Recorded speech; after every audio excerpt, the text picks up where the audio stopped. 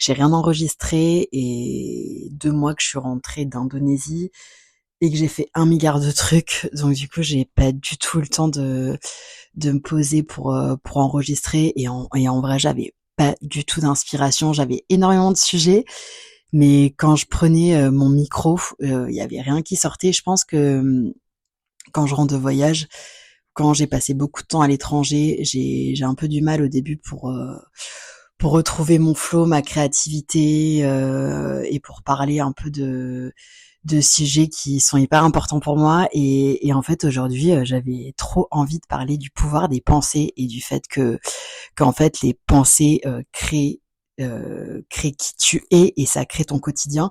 Et en fait, j'ai pris mon micro et je me suis dit non mais en fait, j'ai pas du tout envie de parler de ça. J'ai envie de parler des small talk. Et c'est vrai que je me rends de plus en plus compte que je déteste les small talk. C'est-à-dire que, genre, en gros, parler de la pluie et du beau temps. Et plus je grandis ou plus je vieillis, et plus en fait, c'est pas possible pour moi.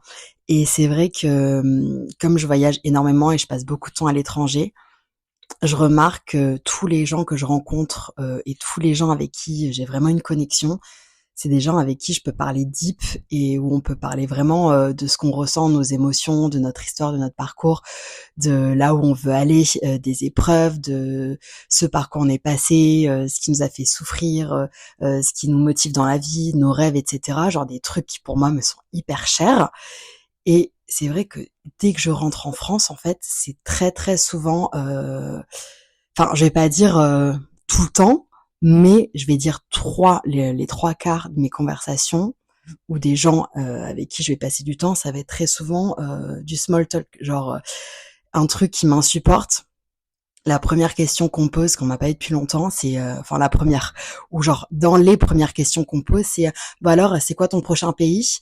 Bah en fait, je viens juste d'arriver, donc donc attends, laisse-moi le temps de d'atterrir. Ou sinon, c'est bah alors les mecs, t'en es où? Et ça, c'est vrai que c'est un truc que j'ai un peu du mal à comprendre. Plutôt de savoir comment je vais ou plutôt de savoir, je sais pas moi, comment sont passés ces derniers mois ou comment je me sens ou c'est quoi ma vision, c'est quoi mes projets, c'est euh, des trucs un peu plus qui ont du sens à mes yeux. C'est vrai que les questions elles restent assez souvent, on va dire un peu trop, un peu trop en surface quoi, et un peu trop superficielles. En fait, je remarque que depuis toute petite, enfin depuis que je suis jeune, on va dire, j'ai toujours eu tendance à parler vraiment de sujets, enfin, avoir des conversations assez deep avec les gens de manière hyper naturelle et hyper spontanée. Et le fait de voyager, de faire ma vie un peu solo, de rencontrer 1 milliard de personnes, plein de cultures, de vivre plein d'expériences, mais ça m'a encore plus développé euh, cette façon, on va dire, de connecter avec les gens. Et quand je rentre, mais ça me fait un énorme décalage, et notamment avec les gens de ma famille ou des gens, des potes d'enfance ou des potes que j'ai en France et qui ont pas du tout la même manière en fait de communiquer avec les gens ou de connecter. Et c'est vrai que plus le temps passe et plus je grandis, je me dis oh my god, mais en fait il y a un énorme décalage. Et la question que je me pose, c'est genre tous les gens ou toutes ces personnes-là qui préfèrent parler de la pluie et du beau temps, du taf, je sais pas moi, de leurs vacances, un peu de tout, de rien, de sujets hyper faciles. C'est genre parce qu'en fait, elles ont juste trop peur de se dévoiler et de parler de leurs émotions, de parler de leurs blocages, ou de parler je sais pas moi, de leurs blessures, ou juste elles se rendent pas compte de leurs blessures ou de leurs émotions, ou genre elles ressentent rien. Mais c'est vrai que qu'en vrai, je me pose de plus en plus de questions et que j'ai de plus en plus de mal à faire comme si tout allait bien, comme si tout était ok, quand je vois qu'en face de moi, la personne ne va clairement pas bien, qu'elle est en PLS, qui je sais pas, qu'elle va être malade, qu'elle va avoir de l'eczéma, qu'elle va avoir une sciatique, un truc, qu'elle va être full stress, mais que juste cette personne-là ne va pas s'en rendre compte et ne va pas vouloir parler de ce qu'elle ressent.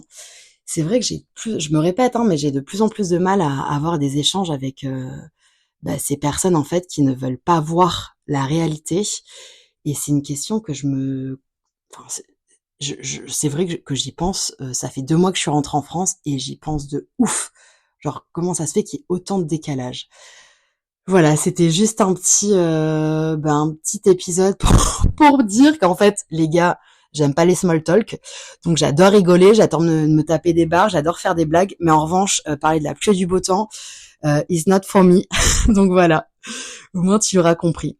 Mais écoute, un grand merci si t'as pris le temps d'écouter. N'hésite pas à liker, à partager MDR et surtout partager pour dire que j'aime pas les small talk. Je sais pas qui ça va intéresser. Et surtout aussi, si tu as envie de faire des séances de coaching justement pour t'écouter, écouter tes émotions, dépasser tes peurs et surtout dépasser toutes tes croyances qui font qu'en fait, tu ne vois pas la réalité telle qu'elle est, mais selon les lunettes que tu as, n'hésite pas à m'écrire et je serai trop contente de t'accompagner. Allez, je t'embrasse.